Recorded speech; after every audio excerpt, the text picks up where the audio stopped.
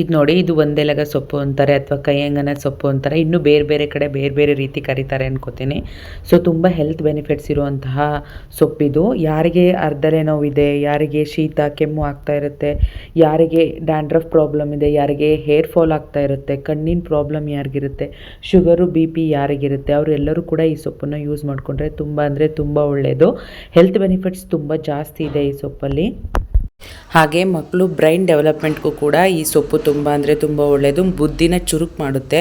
ಹಾಗೆ ಮಕ್ಕಳು ಆ್ಯಕ್ಟಿವ್ ಇರೋದಕ್ಕೆ ತುಂಬ ಚೆನ್ನಾಗಿ ಹೆಲ್ಪ್ ಮಾಡುತ್ತೆ ಅಂತ ಹೇಳ್ಬೋದು.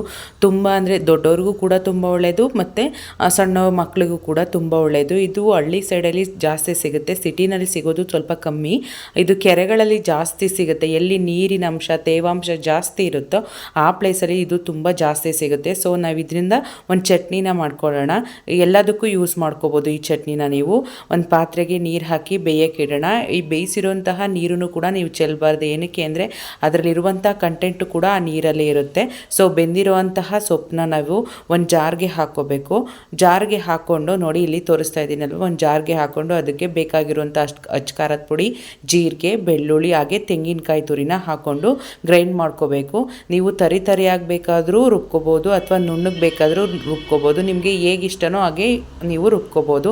ಈ ರುಬ್ಬಿ ಆದಮೇಲೆ ಮಿಶ್ರಣನ ನಾವು ಒಗ್ಗರಣೆಗೆ ಹಾಕಬೇಕು. ಸೊ ಎಣ್ಣೆ ಹಾಕಿ ಅದಕ್ಕೆ ಸಾಸಿವೆ, ಕರಿಬೇವು, ಈರುಳ್ಳಿನ ಒಗ್ಗರಣೆ ಹಾಕ್ಕೋಬೇಕು.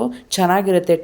ಟೇಸ್ಟ್ ವೈಸ್ ಅಂತೂ ತುಂಬ ಅಂದರೆ ತುಂಬ ಚೆನ್ನಾಗಿರುತ್ತೆ. ಸ್ವಲ್ಪ ಒಗ್ಗರಾಗಿರುತ್ತೆ, ಬಟ್ ತುಂಬ ಚೆನ್ನಾಗಿರುತ್ತೆ. ಸೊ ಈ ಒಗ್ಗರಣೆಗೆ ನಾವು ಏನು ಪೇಸ್ಟ್ ಮಾಡಿ ಇಟ್ಕೊಂಡಿದ್ದೀವಿ ಅದನ್ನು ನೀವು ಹಾಕಿ ಚೆನ್ನಾಗಿ ಕುದಿಸ್ಬೇಕು. ಇದಕ್ಕೆ ಬೇಕಾದರೆ ನೀವು ಒಂದು ತುಂಡು ಹುಣಸೆ ಹಣ್ಣನ್ನು ಬೇಕಾದರೆ ಹಾಕ್ಬೋದು, ಬಟ್ ನನಗಿಷ್ಟ ಇಲ್ಲ, ಅದಕ್ಕೆ ನಾನು ಹಾಕಿಲ್ಲ.